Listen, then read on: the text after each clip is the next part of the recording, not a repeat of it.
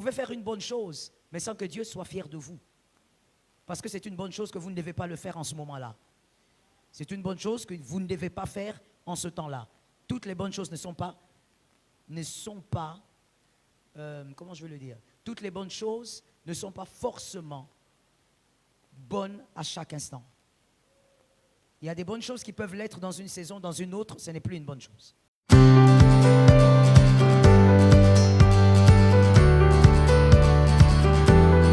Compensez au ciel, mais ne soyez pas dans l'activisme. Vous faites les choses comme un robot parce que les gens sont derrière vous ou parce que vous trouvez ça comme une petite mode. Tout le monde sert Dieu et puis on va servir Dieu. Ce n'est pas comme ça que doivent fonctionner les choses. Faites les choses pour rendre Dieu fier. C'est lui qui doit être fier de vous et sa fierté ne dépend pas de vous, ça dépend de lui. Dis ça à ton frère. Ne fais pas semblant d'écrire, c'est parce que tu n'as pas retenu la phrase. Tu es distrait. Reprends la phrase à ton frère. Il faut écouter quand on parle ici. Pendant l'adoration, il y avait même des gens qui étaient assis. Je ne sais pas pourquoi. Il faut honorer Dieu, il faut honorer l'adoration. Il faut savoir pourquoi tu viens au culte, au fait. Il faut comprendre. Si tu ne sais pas pourquoi tu viens au culte, il vaut mieux rester chez toi. C'est du temps gaspillé. Donc, je disais, la fierté, c'est Dieu qui doit l'avoir envers toi. Ce n'est pas toi qui décides de quoi il doit être fier. Toi, tu es là, tu fais tes enfants, tu les fais à ta manière et tu dis Dieu est fier. Non, ce n'est pas parce que tu as des enfants que Dieu est forcément fier de toi. C'est à la manière de Dieu. Et je vais peut-être choquer quelqu'un en disant ceci. Il ne faut même pas croire qu'à chaque fois que vous faites des enfants, Dieu est avec vous. J'avais dit que j'allais te choquer, je te rechoque encore. On a tellement la notion qui dit que les enfants viennent de Dieu, on pense que comme les enfants viennent de Dieu, à chaque fois qu'on les fait, c'est Dieu qui donne. Non. À chaque fois qu'on les fait, ce n'est pas forcément Dieu qui donne parce que Dieu a donné la capacité de la procréation à l'homme. Donc tu peux faire tes enfants sans que Dieu n'ait décidé que tu n'en fasses. Qui n'a pas compris? Tu peux faire tes enfants sans que Dieu ne soit dans ton affaire. Tu l'as fait simplement parce que, comme je le disais, à l'homme et à la femme, Dieu a donné la capacité de la procréation. Donc ce n'est pas parce que tu as fait ton enfant que Dieu est forcément dans la chose. Non. Ce n'est pas parce que vous aimez une chose que la chose semble être bonne que Dieu est fier de vous quand vous le faites. La chose peut être bonne, mais quand vous le faites, Dieu n'est pas fier de vous. Parce que c'est une bonne chose que vous ne devez pas faire en ce moment-là. Qui n'a pas compris? Si tu n'as pas compris, je suis obligé de prendre des interprètes parce que je ne sais même pas comment je vais faire pour t'expliquer ce que je dis. C'est tellement simple. Vous pouvez faire une bonne chose, mais sans que Dieu soit fier de vous. Parce que c'est une bonne chose que vous ne devez pas le faire en ce moment-là. C'est une bonne chose que vous ne devez pas faire en ce temps-là. Toutes les bonnes choses ne sont pas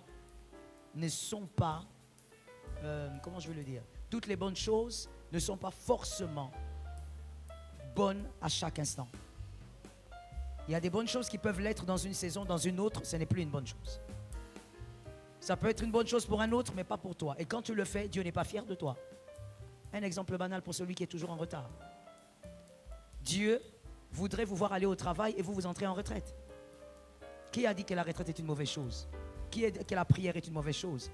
Mais c'est une bonne chose que vous ne devez pas faire. Et comme vous ne le faites pas bien, au temps où vous devez le faire, ben c'est une mauvaise chose. Dieu n'est pas fier de vous. Dieu veut vous voir au travail, il ne veut pas vous voir en retraite.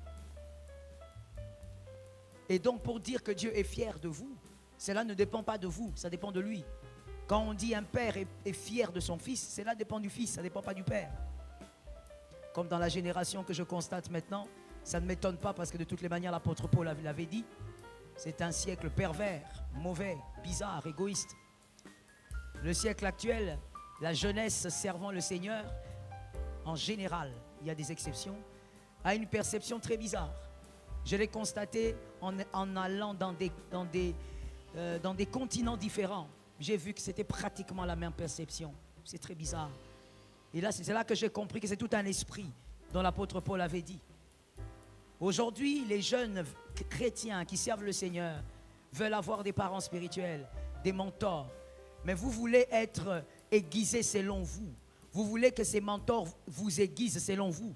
Vous voulez que ces pères vous aiguisent selon vous. En réalité, vous ne cherchez pas des pères, vous cherchez des marionnettes. Vous n'avez pas besoin des pères. Vous cherchez des marionnettes, des personnes qui vont réagir à votre guise. Quand vous voulez qu'ils aillent à gauche, il faut qu'ils aillent à gauche. Quand vous voulez qu'ils deviennent des burins, ils doivent devenir de burins. Quand vous voulez qu'ils deviennent des caresseurs de sottises, ils doivent être des caresseurs de sottises. Et donc c'est une génération qui ne cherche pas des pères, parce qu'un père, on ne lui apprend pas à être père. Dis un amen, sois délivré. Dis un amen, sois libéré. Un père, on ne lui apprend pas à être père. Une mère, on ne lui apprend pas à être mère. Elle sait ce qu'elle doit faire par rapport à chacune des destinées. Mais la génération d'aujourd'hui crie, je veux un père. Mon père, c'est elle. Au fait, aujourd'hui, les pères que vous recherchez, les mentors que vous recherchez, c'est comme des étiquettes de gloire. C'est une fierté pour vous de dire, tel est mon père. Tu te sens gros, tu te sens grand. Mais la vérité, c'est qu'il n'a rien de ton père. Parce que celui qui ne te corrige pas, qui ne te guide pas, qui ne t'aiguise pas, n'est pas ton père. Dis ça à ton frère. Combien d'éléments? Toi, tu te lui mets à l'appeler Daddy. Depuis que tu as commencé Daddy, ta bouche même va changer de forme. Toi, tu crois qu'un homme est ton père parce que tu l'appelles Daddy. Ça n'a rien à voir. Je ne sais même pas où est-ce que vous êtes allé chercher ces termes-là. Ça n'a rien à voir. Celui qui ne peut pas te corriger librement, qui ne peut pas t'aiguiser, qui ne peut pas t'orienter, qu'est-ce qu'il a à être appelé père? Qu'est-ce qu'il a à être appelé mentor? Mais c'est la génération actuelle. Quelqu'un vient et dit, je veux que tu sois mon mentor, mais il veut absolument être conduit selon sa vision. Quand on a un père, on prend sa vision, on met dans la poche. Dis un amen, je guéris quelqu'un. Le Seigneur sait pourquoi je parle de ça maintenant. Quand on a un père spirituel, on prend sa vision, on met dans la poche. On fonctionne avec la vision du père. Et à un moment donné, on voit si la vision du père correspond à sa propre vision. De toutes les manières, si c'est ton père, ça va correspondre. Mais tu n'es pas là en train de dire, je veux un mentor, mais c'est toi qui décides de ce que tu fais. Quand tu fais tes campagnes, quand tu fais tes prières, quand tu fais... Et tu dis que je cherche un mentor. Il faut savoir qui tu cherches. Si tu cherches une marionnette, il faut la chercher dans le monde. Que Jésus nous fasse grâce. Et donc, j'étais allé là-bas simplement en venant de quelque part. J'étais en train de dire, Dieu doit être fier de vous et c'est lui qui décide. C'est lui qui décide à quel moment il est fier de vous. C'est lui qui décide à quel moment l'œuvre que vous avez faite est une fierté pour lui. Ce n'est pas à vous de fabriquer.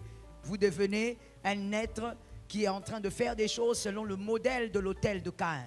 Vous n'aurez pas de récompense, vous n'aurez rien. Et même sur terre, vous n'aurez aucune récompense. Parce que vous faites les choses à votre manière, pas à la manière de Dieu.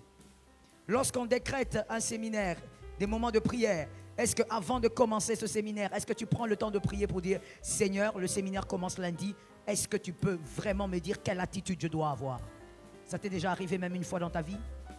De prendre un temps pour dire, Seigneur, voici tu as décrété des moments, une montagne de prière, quelle attitude je dois avoir pour que je ne rate pas ma part? Dieu devient fier de vous lorsque vous faites ce qu'il veut. Mais on ne peut pas faire ce qu'il veut si on ne l'a pas entendu. Et on ne l'entend pas parce qu'on est assis, on l'entend parce qu'on le cherche. Que Jésus guérisse quelqu'un. Le deuxième autel, pas le deuxième autel, mais le point 2. L'autel de Caïn avait le deuxième problème. Genèse 4, 3, 4. Genèse 4, 3, 4. C'était le deuxième problème de l'autel de Caïn. Genèse 3. Non, c'est Genèse 4. Genèse 4, 3 et 4.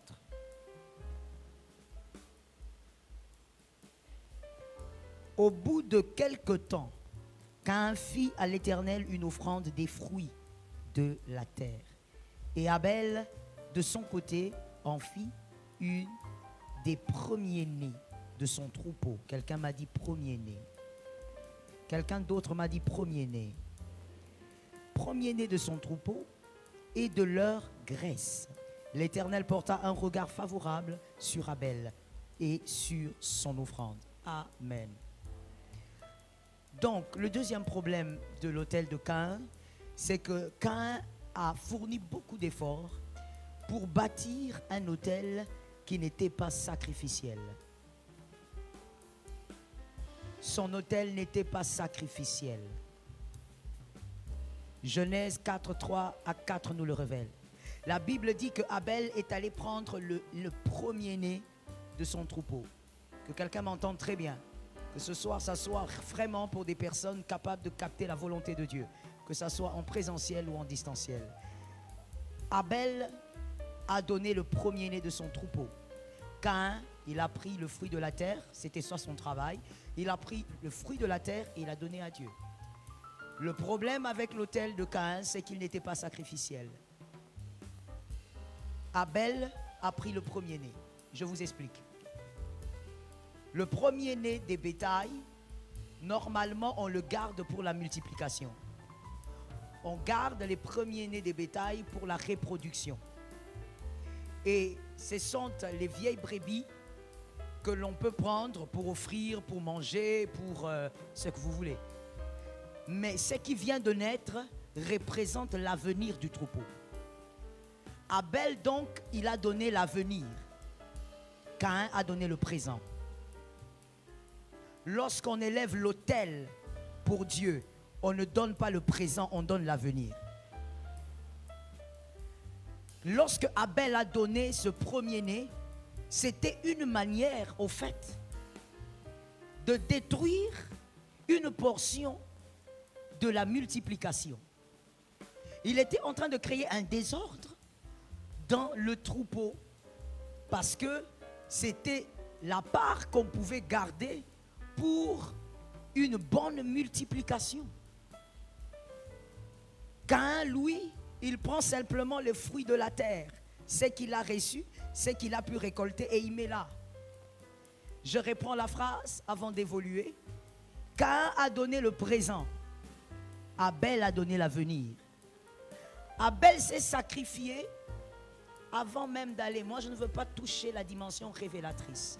Je ne veux pas aller dedans. Je veux qu'on soit simplement pratique. Parce qu'il y a autre chose que toutes ces révélations en parlant des brebis. Abel, il a donné ce qu'il devait garder pour que son troupeau se multiplie. Abel a donné ce qu'il devait garder pour avoir beaucoup plus de troupeaux dans les années à venir. Abel a donc sacrifié son avenir en donnant le premier-né. Caïn, lui, il a pris seulement ce qu'il y avait là, il a donné.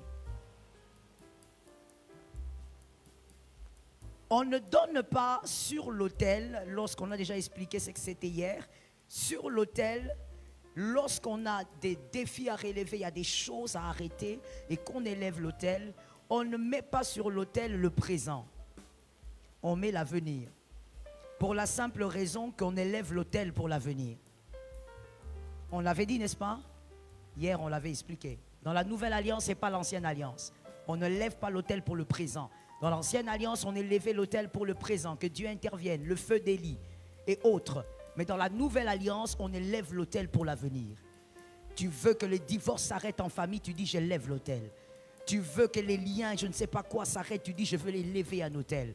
Tu veux que les enfants commencent à évoluer dans une autre dimension de faveur, tu dis je lève l'autel. En bref, l'autel c'est pour l'avenir. Et donc sur l'autel qui parle de l'avenir, on ne met pas le présent, on met l'avenir. Lorsqu'on dit on met l'avenir, pour celui qui n'a toujours pas compris, c'est-à-dire qu'il faut mettre ce qui est le coût d'un sacrifice. Le coût d'un sacrifice. On n'élève pas l'autel en plaçant ce qui n'est pas le coût d'un sacrifice. Maintenant, nuançons. Lorsqu'on est comme Caïn, on produit de l'effort, on a une récolte. On a produit de l'effort, oui ou non? Répondez-moi s'il vous plaît. Ouais. On a produit de l'effort. Et lorsqu'on produit de l'effort, cet effort, on présente cela à Dieu. Est-ce que cet effort est forcément un sacrifice? Merci fils, tu es intelligent.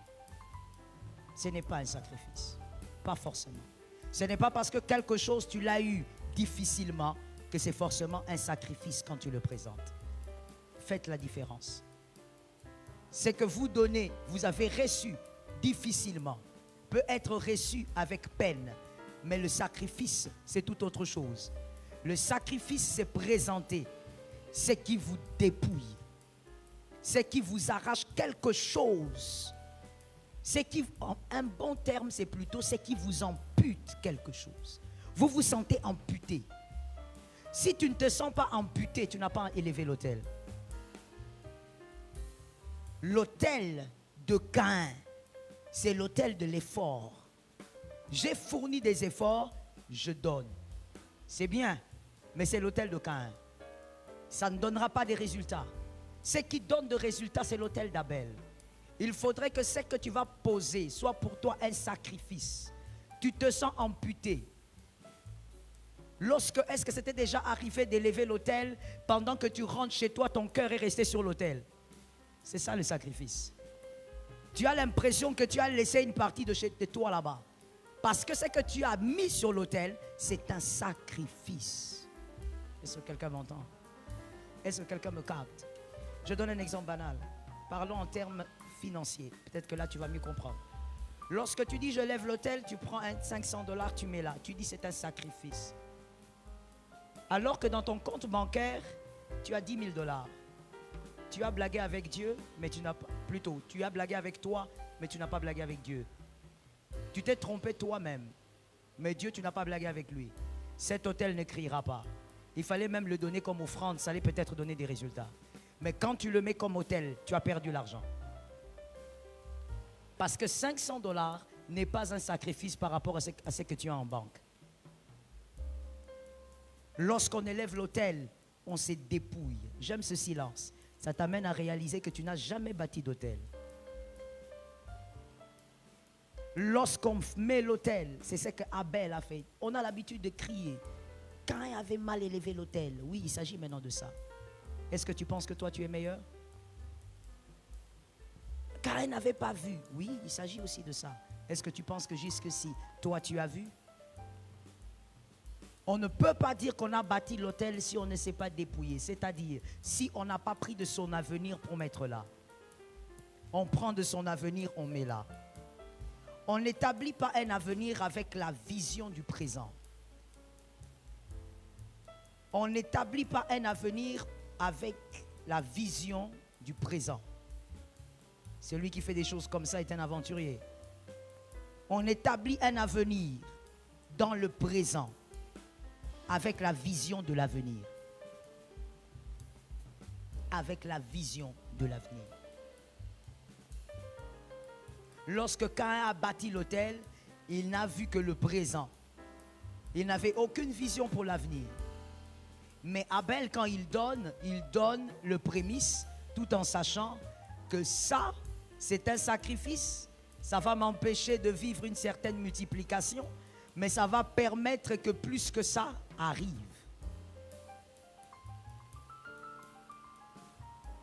Lorsqu'on veut établir l'avenir, on l'établit dans le présent. C'est dans le présent, d'ailleurs le commun mortel l'a dit, on prépare l'avenir dans le présent. C'est dans le présent qu'on établit l'avenir. Mais on ne l'établit pas avec la vision présente. Quand tu élèves l'autel, tu n'es pas en train de dire, voilà, j'élève l'autel pour aujourd'hui. Tu élèves pour demain. Et tu dois établir selon la vision de demain. Ça veut dire, qu'est-ce que tu voudrais voir? Qu'est-ce que tu voudrais que ton avenir manifeste? Tu voudrais que ton avenir soit fait de quoi? C'est par rapport à ce que tu vois là-bas que tu établis aujourd'hui. Ce n'est pas par rapport à ce que tu vois aujourd'hui. Qu'est-ce que tu vois? Tu voudrais que ta lignée soit quel type de lignée? C'est par rapport à la vision à venir qu'on établit aujourd'hui. L'avenir. Et donc si tu as une grande vision dans l'avenir, tu ne peux pas établir l'autel dans le présent avec les fruits de tes efforts. Tu dois entrer dans le sacrificiel. Dis ça à ton frère. Voilà les gens qui ont suivi et ceux qui n'ont pas suivi. Tu dois entrer dans le sacrificiel. Celui qui voit grand donne grand. Ça c'est facile, hein? Alors tu peux le dire à ton frère. Celui qui voit petit donnera petit. Quand je dis donnera, il faut comprendre. Je ne parle pas de ce que vous donnez à Dieu. Je parle de ce que vous donnez à la vie pour recevoir. C'est-à-dire même en termes d'efforts, même en termes d'études, même en termes de consécration dans votre domaine. Vous allez donner plus si vous voyez grand. Les personnes qui sont, comme je le disais ici, je ne sais plus quand, les personnes qui sont tout le temps fatiguées, qui n'aiment pas l'effort. Il y a des gens comme ça, qui n'aiment pas l'effort. Et malheureusement, on les a fait grandir comme ça. L'effort dérange. Quand tu demandes qu'il fasse un travail pendant 40 minutes, il est déjà fatigué. 40 minutes. Alors qu'il y a des gens qui travaillent 5 heures, 6 heures d'affilée. Lui, 40 minutes, il est fatigué. Quelqu'un comme ça, même si vous lui donnez des millions, il deviendra pauvre demain. Donne un amen et sois guéri. Donne un amen et sois guéri. Il deviendra pauvre demain. Ça ne sert à rien de lui donner de l'argent. Pourquoi? Parce que son problème, il est mental, il est psychologique. Il est incapable de comprendre les clés de la vie, les clés de la réussite. Lorsque tu as une grande vision, tu donnes beaucoup. Et tu donnes beaucoup dans tous les sens. Tu donnes beaucoup de ton effort. Tu donnes beaucoup dans ton travail. Tu donnes beaucoup. Quand les gens dorment, toi tu travailles. Quand les gens ronflent, toi tu travailles. Quand les gens sont dans la distraction, toi tu travailles. Quand les gens commencent à s'agiter, toi tu te reposes. Parce que tu as une grande vision. On ne peut pas avoir une grande vision et donner peu. On ne peut pas avoir une grande vision et travailler peu. On ne peut pas avoir une grande vision et donner peu même en termes des relations. Quand je dis donner peu, c'est-à-dire la manière de gérer. On ne peut pas. On donne beaucoup parce qu'on a une grande vision. Le prix de la grandeur, c'est le prix du sacrifice. Dis ça à ton frère. Guéris mon frère, guéris ma soeur. Je sais qu'aujourd'hui, les gens aiment l'évangile de la facilité. Mais je ne sais pas si c'est biblique parce que moi, je n'ai pas vu ça. La grâce ne crée pas la facilité. La grâce crée la possibilité. La grâce n'a jamais créé la facilité. Elle crée la possibilité. Par la grâce, c'est possible de fuir le péché. Par la grâce, c'est possible de vivre la sanctification. Mais toutes ces deux choses ne sont pas faciles. Ce n'est pas t'introduire dans une vie de facilité. Là où tu attends que tout tombe sur toi. Non, mon frère, ça ne tombera pas sur toi. Tout est accompli, mais le même Christ a dit, celui qui veut me suivre, qu'il porte sa croix. Mais moi, je croyais que tu avais déjà porté la croix, Jésus. Pourquoi tu peux me dire de porter ma croix? Tu portes la croix. La croix du Christ n'a pas exclu ta croix. Tu es obligé de te sacrifier si tu veux aller loin. Est-ce que quelqu'un m'entend? Retiens pour la vie. Ceux qui se sacrifient font parler d'eux. Et ceux qui sont incapables de se sacrifier parlent de ceux qui se sacrifient. Est-ce que quelqu'un m'entend bien? Ceux qui sont incapables de se sacrifier font quoi? Parlent de ceux qui se sacrifient. Voilà pourquoi quand quelqu'un se sacrifie et qu'on parle de lui, même quand on parle en mal, il est content. Parce que si la personne ne faisait rien, on ne parlerait pas d'elle. Si on parle d'elle, c'est parce qu'elle fait quelque chose. Oh, je parle encore pour quelqu'un d'intelligent. On ne parle pas de ceux qui sont en arrière, on parle de ceux qui sont devant. Tu as compris maintenant? On dit on the first line. Ceux qui sont on the first line, c'est de ces personnes-là qu'on parle. Si toi tu es derrière médiocrité, on ne peut pas parler de toi, on ne te voit même pas. Il n'y a pas de grands résultats sans sacrifice. Tu dois faire de l'effort. Réussir sur terre, tu dois te sacrifier. J'entends l'Esprit me le dire, je te le dis. Lorsque tu dois réussir sur terre, ça dépend, il y a des gens qui n'en ont pas envie. Mais lorsque tu dois réussir sur terre et tu en as envie tu as envie de le vivre, il y a des choses agréables que pour toi, ça doit être des choses rares. Les choses, il y a des choses qui sont reposantes, mais pour toi, ça doit être rare. Je te donne un exemple banal, on descend un peu, parce que j'ai voulu aller, mais je sens que je descends d'abord. Comme la télé. Quelqu'un qui va loin n'est pas devant la télé pendant 4 heures. C'est normal que tu ne dises pas amen, mais dis amen parce que l'église est aussi là pour t'éduquer. Donne un amen. Grave encore, toi tu es un père de famille, un homme. Tu es devant la télé pendant 4 heures. Qu'est-ce que tu fais? C'est quelle information qui file pendant 4 heures? Parce que tu vas me dire que tu suis les infos. C'est quelle chaîne ça? Moi je ne connais pas encore, il faut me le passer. Quelqu'un qui va loin ne peut pas être devant la distraction pendant des heures et des heures. Non. La distraction de tout le monde doit être rare pour lui. Ça veut dire c'est vraiment quand il a fait ce qu'il avait à faire. Il a le corps maintenant, même le corps lui dit, écoute, cool down, cool down. C'est là maintenant qu'il peut prendre son keyboard, il regarde un peu quelque chose, parce que là, il a fait ce qu'il avait à faire. C'est que les gens trouvent commun. Aller au restaurant par exemple, ça fait du bien. Je sais que les femmes, ça fait du bien. Hein? Je vous connais. Ça fait du bien, les femmes, surtout les femmes mariées, elles aiment qu'on les amène au restaurant. C'est très bien. Mais que ça soit une détente au vrai sens du mot. Dis un amen. Dis à ton frère, disons un amen. Maintenant, donne-moi un amen. Ça doit être une détente au vrai sens du mot. C'est-à-dire quoi? On ne se détend pas quand on n'a pas eu de résultats. On ne se détend pas quand on n'a rien fait. Ça, c'est tellement, je voulais dire quelque chose, mais je retire ça parce que le choc sera grave. Je garde ça. C'est très bizarre. C'est une mentalité de pauvreté. Je veux me détendre. Tu vas te détendre depuis 6 heures. Il est 17 heures. Tu n'as rien produit, même pas 3000 francs. Et tu n'as rien fait. Tu vas te détendre comment? Toi, tu n'as pas le droit à la détente. La détente est un droit. Mais un droit pour ceux qui ont fourni quelque chose. Un droit pour ceux qui ont produit des choses. Ce n'est pas un droit pour tout le monde. Toi, tu as été là, tu t'es pavané, tu es monté, tu es descendu, tu es monté, tu es descendu. Le soleil même s'est affiché sur ton front. Et tu viens, tu dis, j'ai besoin de la détente. Quelle détente? Tu as fait quoi? Ce sont ces genres de personnes qui jalousent les autres dans l'avenir. Que quelqu'un me dise des problèmes. Dis à un autre des problèmes. Ce sont les problèmes de l'avenir. Vous voyez les personnes qui n'aiment pas se sacrifier aujourd'hui. Ce sont nos charges de l'avenir. C'est comme ça. Dans la société, c'est comme ça. Les personnes, même à l'église, quand vous les poussez au sacrifice, non. Ils se sentent mal à l'aise. Leur confort, c'est vraiment la paresse. Ce sont les charges de l'avenir. Ce sont ces gens-là qui vont commencer à te jalouser pour dire, il a encore changé de voiture. Quand la personne bâtissait sa vie, toi tu n'étais pas là. Tu dormais, la personne ne dormait pas. La personne était en train d'écrire la nuit quand toi tu ronflais. Si elle doit changer 5 voitures, elle changera 5 voitures.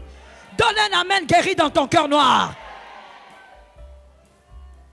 Il faut donner des amens, d'autres amens. C'est pour te guérir du cœur noir. Donc on ne comprend pas comment ça se fait qu'elle voyage tout le temps. Il voyage tout le temps. Qu'est-ce que tu veux? Toi, monte sur le vélo. Parce que quand les gens travaillaient, toi, tu étais en train de te balader avec les copines. Tu t'es baladé avec les cousins, tous les cousins de la famille. Toi, tu es en train de faire le... Ce n'est même pas le porte-à-porte, je cherche le bon mot. Voilà, mon fils, tu fais la ronde. Tu as fini avec les cousins maternels, tu es allé chez les paternels. Oh, ça fait longtemps que je vous ai vu. Tu veux les voir, pourquoi? Si tu veux voir quelqu'un, que ça soit pour au moins lui donner quelque chose de consistant. Si tu ne peux pas le faire, tu veux nous voir. Je répète, tu veux nous voir.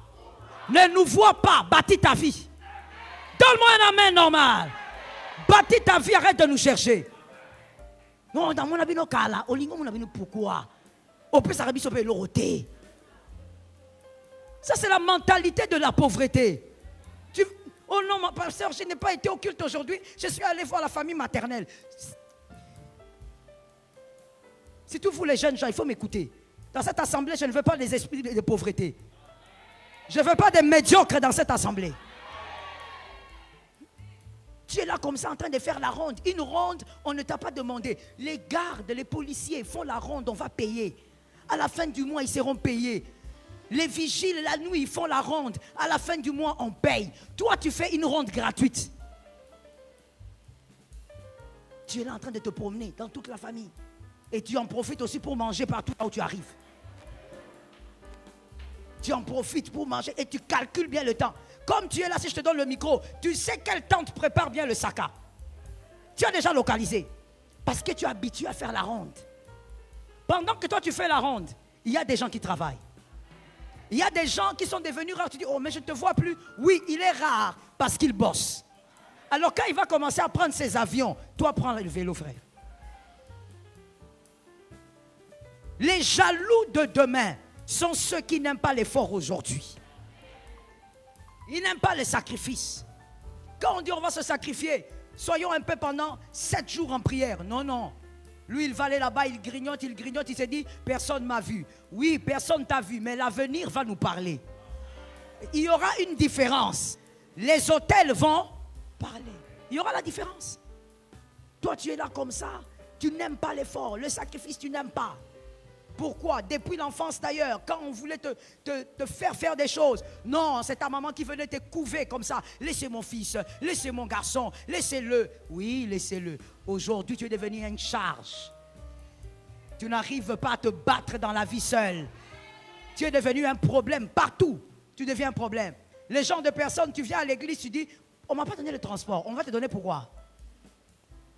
Je te réchoque. Qu'on te donne pourquoi? Tu viens simplement, mais il faut qu'on te donne le transport. Le Dieu que toi-même tu viens chercher. Le Dieu que toi-même tu viens adorer. Ok, qu'on te donne le transport, quand est-ce que toi tu donneras le transport aux autres? Mon frère, tu es à l'aise que ta vie dépende de la poche de quelqu'un. Tu es à l'aise. Le sacrifice. Abel était petit, mais il comprenait le sens du sacrifice. Caïn était l'aîné, mais lui voulait simplement le fruit de l'effort. Au-delà de l'effort, il faut chercher le sacrifice. Est-ce que quelqu'un m'entend très bien? My God. Depuis que cette année a commencé, allons-y dans les choses spirituelles, avant que je n'évolue pour finir. Depuis que l'année a commencé, tu réponds à toi-même, à ton âme. Ça ne sert à rien d'élever la main. Tu as jeûné 3 fois à sec, combien de fois? En fait, 3 jours à sec, combien de fois? Depuis que l'année a commencé, j'ai pris le minimum, hein? J'ai commencé au minimum. Combien de fois depuis que l'année a commencé? Mais tu sais, si je commence à déclarer ici, tu seras béni, tout le monde va s'élever. Depuis que l'année a commencé, tu as jeûné 7 jours à sec, combien de fois? Mais tu sais quoi? Tu vas vouloir avoir la chaise de celui qui a jeûné 7 jours. Tu voudras avoir la même chaise. Tu n'auras pas la même chaise. Nous ne sommes pas allés dans la même vallée, on n'aura pas le même sommet. Ne cherche pas ce qu'on ait le même sommet. Je parle ou je laisse? Vous êtes sûr? Vous êtes sûr? Alors serrez la ceinture. Je dis, j'entends souvent les gens dire, je ne sais même pas pourquoi, mais j'entends souvent les gens dire un peu partout dans le monde, hein, dans les assemblées. Non, comment le pasteur titulaire là, il est bien. Ses collaborateurs sont dans la médiocrité.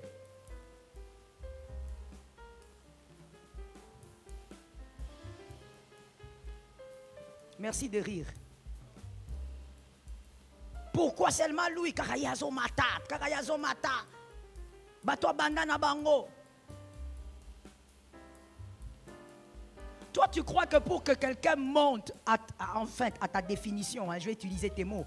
Tu crois que pour que quelqu'un monte, c'est un hasard?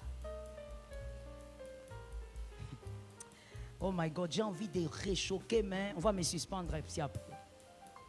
Daddy va me suspendre gravement. Toi, tu crois que pour que quelqu'un monte, c'est un fruit de hasard? Lorsque le fameux leader, en tout cas moi je parle des leaders sérieux, hein. Excusez-moi, je ne suis pas dans la minorité qui est, voilà, moi je suis dans les leaders sérieux. Lorsqu'un leader monte, toi tu crois qu'on monte pour rien? Ce qui fait monter, c'est la faveur.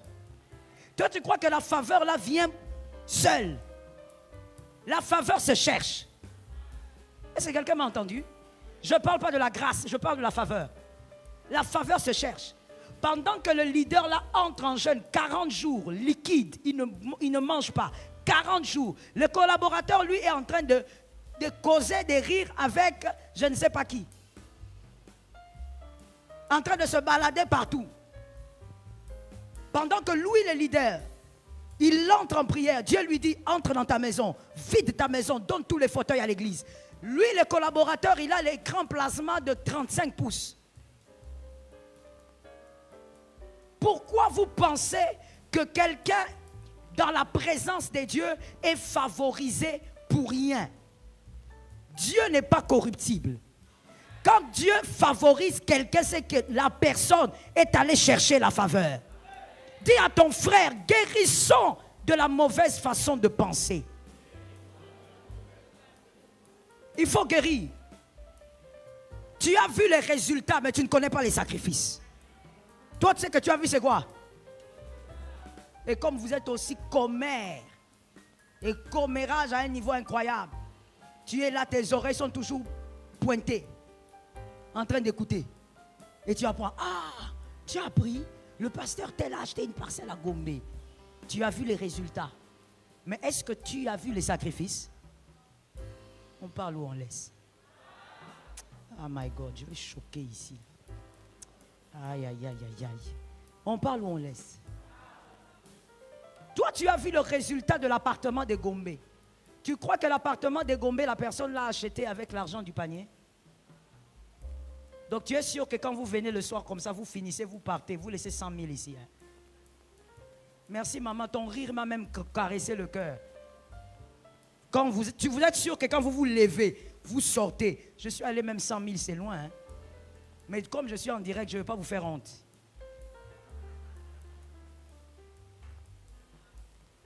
Toi, tu crois que quand vous vous levez, vous partez, c'est ce qui reste ici. On peut acheter avec une chaussure.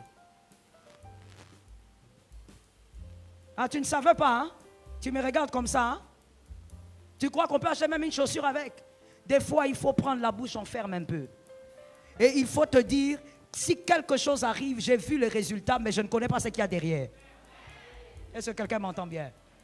Lorsque quelqu'un, pas seulement un homme de Dieu, tout enfant de Dieu, lorsqu'il se sacrifie, il aura des résultats que tu n'as pas. C'est clair. Toi, tu es enfant de Dieu, même si tu n'as aucun titre, tu n'as d'ailleurs pas besoin de ça. Quand tu te sacrifies en prière, en travail, en intelligence, tu auras des résultats que ton voisin n'aura pas. C'est simple. Celui qui aime l'effort aime son avenir. Je vais même le dire autrement. Celui qui aime l'effort aime la grandeur. Il n'y a pas de grandeur sans sacrifice. Regardez cette femme, ce qu'elle a fait. Ruth 1,16. Ruth 1,16. Cette femme dit à Naomi, ne me presse pas de te laisser. Dans le présent, Ruth veut bâtir quelque chose. Mais elle veut bâtir son avenir dans le présent. Elle dit, je ne te laisse pas. Parce qu'elle se projette dans l'avenir avec cette femme. Mais elle le fait quand? Dans le présent. C'est dans le présent. Elle a une vision et elle bâtit aujourd'hui. Et la suite du verset dit, là où tu iras, j'irai. Là où tu demeureras, je demeurerai. En d'autres termes, Ruth, elle est en train de vendre quoi? Tu as compris. C'est que tu as compris. Ruth a vendu son avenir. Quand on est en train de poser la question, mais mademoiselle, toi, tu as perdu ton mari, mais occasion pour refaire ta vie. Où est-ce que tu vas avec cette vieille dame? Elle-même ne sait même pas où elle va. Tu vas où? Ruth qui dit, là où tu iras, j'irai. On pouvait lui demander, Ruth, tu vas manger quoi? Elle allait dire, je ne sais pas. Mais Ruth, tu es une jeune femme, tu es belle comme ça. Supposons, tu as à peine 29 ans. Ruth, une belle femme comme toi, tu vas où là-bas? Reste ici, tu vas trouver un homme. Ruth a pris sa vision de grandeur. Elle a compris qu'elle voyait grand et qu'elle voulait un grand avenir. Elle a pris le futur, elle a donné. Elle a fait exactement comme Abel. Elle a pris son avenir, elle a donné à Naomi. Elle a dit, prends, fais-en ce que tu veux. Je ne sais pas où on va, mais partons. La fin, tu ne la connais pas. On ne peut pas avoir Boaz si on ne sacrifie pas son avenir. Voilà pourquoi on peut crier dans l'église, reçois, mais très peu reçoivent. Parce que très peu sont prêts à se sacrifier. Très peu sont prêts à prendre une portion de l'avenir et de donner. Est-ce que quelqu'un m'entend bien? Oh mon frère, quand tu vois quelqu'un qui te dit, le Seigneur m'a dit que je dois d'abord m'enfermer pendant autant de temps. Toi, tu crois que c'est un plaisir pour qui? De rester pendant autant de jours sans boire, sans manger. C'est le plaisir de quel homme? Même le pape n'aime pas ça. C'est le plaisir de personne. C'est sacrificiel. Et des fois, quand tu es là, le diable te dit, oh, sors. Tu as déjà fini, non? Les jours que tu as fait là, c'est suffisant. Et le corps aussi te dit, tu ne vois pas que la gastrite commence à brûler. Tu vois pas que l'estomac commence à chauffer. Mais toi, tu sais une chose. Si j'interromps ce que j'ai commencé, j'ai amputé mon avenir. Est-ce que quelqu'un m'entend bien? Tu n'as pas besoin qu'un prophète te le dise. Ce sont les principes de la vie. Et c'est biblique. Si tu veux un grand avenir, sacrifie aujourd'hui. Que l'Éternel t'aide. Dernier verset, 1 Roi 17, 13. Non, c'est l'avant-dernier. 1 Roi 17, 13. Il y a aussi cette femme qui dit au prophète, je n'ai rien pour te donner. Le prophète dit, va d'abord préparer pour moi, je veux manger. C'est le même principe. La femme, elle allait mourir parce qu'il y avait famine, elle n'avait plus rien, elle avait très peu. La femme dit, je ne peux pas te donner, tout ce qui reste, c'est pour mon enfant et moi. Le prophète ne dit pas, reçois la multiplication, voilà, non. C'est que tu cherches là, frère, dans la vie, c'est un principe qui n'existe pas. Même le diable ne le fait pas. Ah oui. Même le diable ne le fait pas. Si tu vas auprès du diable, et c'est que je ne te souhaite pas, parce que c'est un menteur, si tu vas auprès de lui, tu dis, je veux l'argent, ça ne sera jamais, jamais. Et d'ailleurs, c'est que tu vas donner, tu vas regretter toi-même pourquoi tu n'es pas resté en Dieu. Parce que lui va te demander ton fils. Nous, Jésus ne nous demande pas des enfants. Lui-même, il est monté, il est ressuscité. Tu vas aller là-bas, il commence à te dire, monsieur, toi un homme responsable comme ça, tu as étudié. Il te dit, va coucher avec ta fille. La fille que tu as mise au monde. Tu la regardes en face, tu montes. Est-ce que tu as déjà réalisé comment le diable faut? Même le diable, je dis même, mais en réalité, tout ça, il a appris ça auprès de Dieu. Lui n'a rien créé. Le diable sait qu'on ne peut pas donner à quelqu'un sans sacrifice. Maintenant, toi, c'est quel genre de vie que tu veux avoir? Tu veux avoir la gloire sans sacrifice. Tu refuses de sacrifier ton corps. Tu refuses de travailler dur. Tu refuses de mettre ton intelligence en jeu. Mais tu veux être quoi? Tu désires quelque chose que tu ne pourras jamais avoir. Est-ce que quelqu'un m'entend? Quelqu'un va chez le diable et le diable lui dit, ok, va maintenant au cimetière. Oh my God. Il y a des choses horribles sur la terre des hommes. Hein? Des choses horribles. J'ai entendu une sœur me dire des choses horribles, bizarres. Des choses, quand on te le dit, parce que tu es pasteur, quand tu regardes, tu dois garder un petit sourire. Parce que tu ne veux pas la décourager. Tu ne veux pas la scandaliser. Mais en réalité, tu es déjà triplement choqué. Elle suit une copine, toujours cette affaire de, voilà, ma copine, elle a une voiture, pourquoi pas moi, qu'est-ce que tu as fait? Mon frère, est-ce que tu peux te calmer? Je n'ai pas entendu l'amen. Tu es là ou tu n'es pas là? Il ne faut pas faire semblant, il faut me donner des amens. Je disais, mon frère, est-ce que tu peux te calmer? Ma soeur, tu peux te calmer? La parole de Dieu regorge des secrets de la réussite. All right? La parole de Dieu regorge des secrets. Donc en réalité, tu ne peux pas aller à gauche, à droite, commencer à demander, c'est quoi ton secret? Comment tu as acheté une voiture? Tu as 21 ans. Comment tu as fait, ma soeur? Moi aussi. Toi aussi, tu veux quoi? Tu veux aussi être au volant. Regarde comment la mentalité de la pauvreté peut tuer quelqu'un. Qui t'a dit qu'être au volant est un prestige? C'est la mentalité de la pauvreté. Qui t'a dit que c'est un prestige? Sois au volant. C'est quoi? C'est comme quelqu'un qui monte sur les vélos et conduit son vélo. Hey, c'est quoi le problème? Tu as rendu, c'est devenu un prestige au point où les filles sont agitées. Cette petite, elle suit la copine. Dis-moi aussi, non, ton secret c'est quoi? Comment tu as fait? Tu as acheté une voiture, tu loues un appartement à Gombe. Dis-moi. La fille lui a dit, tu es sûr? Ok, tu viens, je t'amène quelque part. Ils sont allés quelque part, elle m'a cité l'endroit, mais moi, bon, je ne connais pas, ni d'Adam ni d'Ève. Ils sont arrivés là-bas, elle est entrée dans une bicoque, et puis on lui a dit, ok, c'est pas un problème, on va te donner tout ce que tu cherches. Alors elle demande, en fait, ce qu'elle était allée chercher, c'est la faveur pour avoir des hommes. Regarde, le baudéisme. Ça veut dire le baudéisme, ça veut dire que, je vais m'expliquer, ça veut dire que dans le péché, tu es quand même baudé. C'est-à-dire que tu vas, tu dis la faveur pour avoir les hommes. Ces hommes-là, avant de te donner, ils vont d'abord t'amortir. Donc tu vas toi-même demander la souffrance encore. C'est triste hein, quand on est baudé. Permettez-moi le terme, mais c'est incroyable quoi. Elle est allée. Et puis on lui dit non, on te demande rien. Ah, elle était étonnée. Elle dit, ah, c'est vrai, rien, non, rien, va. Qui va te donner quelque chose sans rien prendre en retour? Hein? My God. Elle est partie, elle a dit, on m'a dit, on ne va rien donner. Elle est allée, premier jour, deuxième jour, elle a remarqué qu'on commençait à la courtiser par certains hommes, selon elle. Et une semaine, oui, elle a commencé à sortir avec certains hommes. La deuxième semaine, la nuit, elle voit quelque chose bouger. Oui, maman, bouger. Là où il y avait, là où elle mettait son linge. Et elle regarde, elle dit, c'est quoi? Elle pensait que c'était un lézard ou je ne sais pas. Alors elle regarde. Quand elle veut se lever pour s'approcher, elle voit la tête d'un serpent. Le serpent qui s'avance. Et quand elle veut bouger un peu, elle veut crier, elle voit l'apparition de ce monsieur-là, là où elle était partie. Le monsieur lui dit, pourquoi tu veux crier? Tu étais venu, non? Alors calme-toi, je te présente ton mari. Il a dit, monte sur le lit, permettez-moi le terme. Monte, écarte tes jambes, ton mari doit faire ce qu'il doit faire. Elle a dit, maman, j'étais tellement timorée que je ne sais même pas comment. Tout ce que je sais, c'est que je me suis réveillée après et il y avait un peu de sang autour de moi. Et ce serpent venait presque tous les soirs. Toi, tu vois un mari de nuit dans les rêves. Pour elle, ça quittait le monde des rêves. Et ce n'est même pas un mari de nuit, c'est un serpent.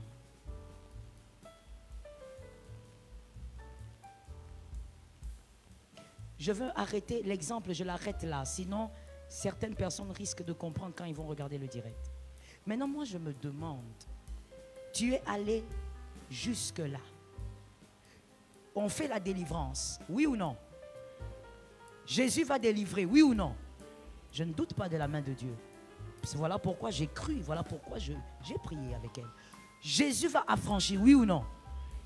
Le corps là sera changé, oui ou non? Il y a des gens qui écoutent en retard. Le corps là sera changé, oui ou non? Le corps reste le même. Il y aura seulement les savons Monganga qui va passer. Mais je pose la question. C'est le même corps là où la chose est entrée, oui ou non? Son mari va l'épouser, oui ou non? Nouvelle créature, ex du serpent. Ah, mais mon fils, on va dire quoi?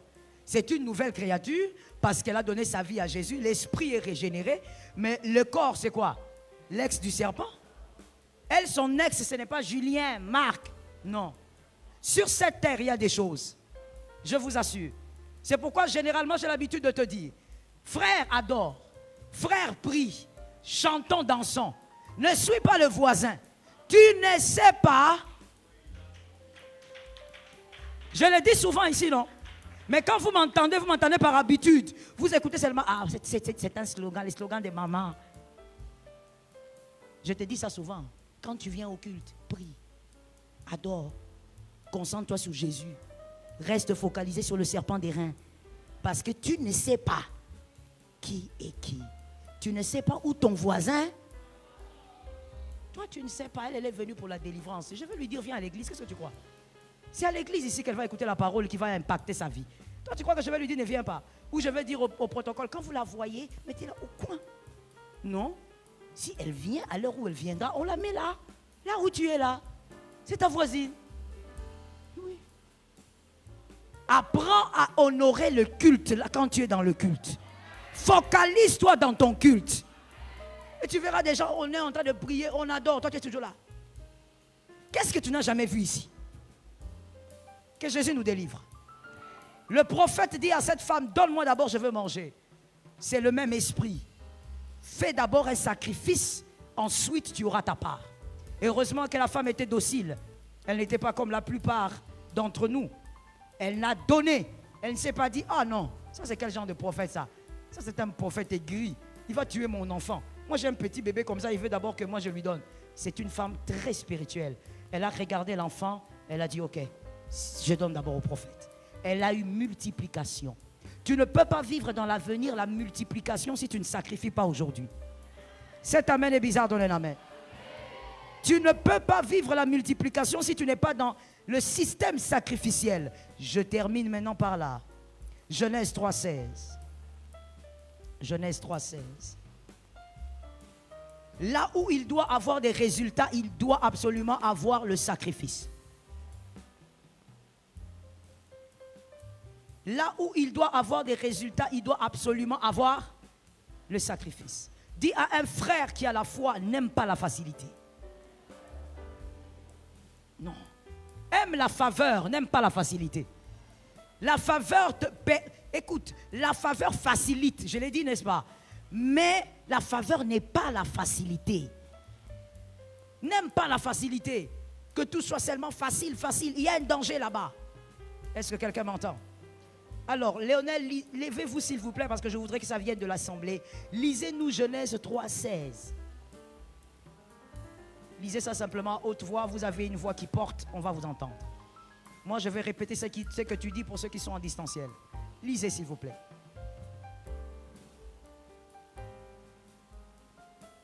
Vous y êtes, monsieur? Genèse 3,16. Allez-y.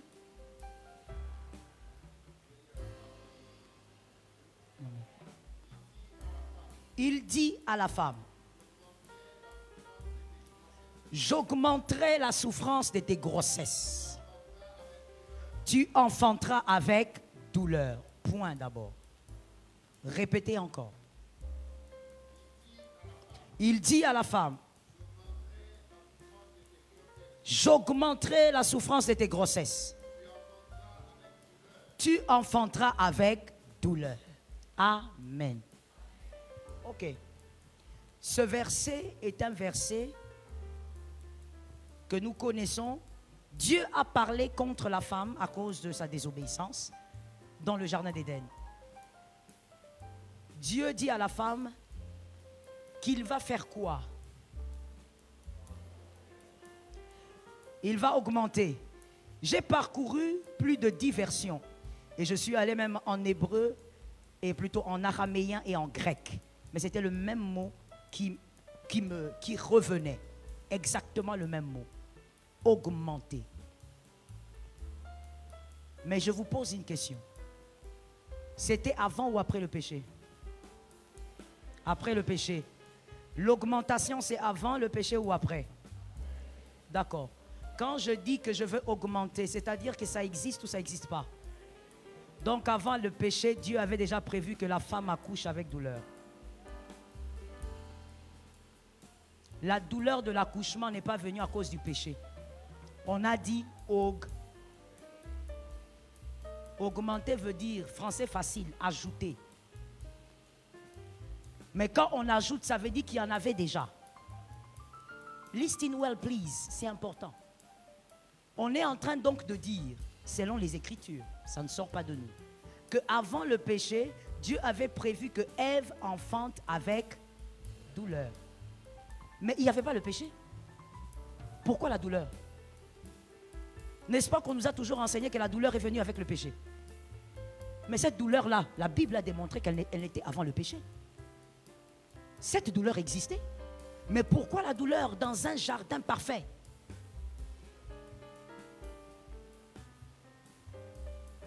Pour avoir un être humain, mettre au monde un être humain, pour avoir des résultats, sacrifice.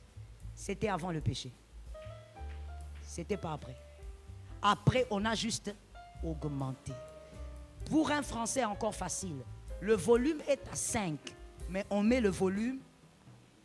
Comment vous avez tous dit 10? Vous êtes connectés spirituellement peut-être. Le volume est à 5, mais vous mettez.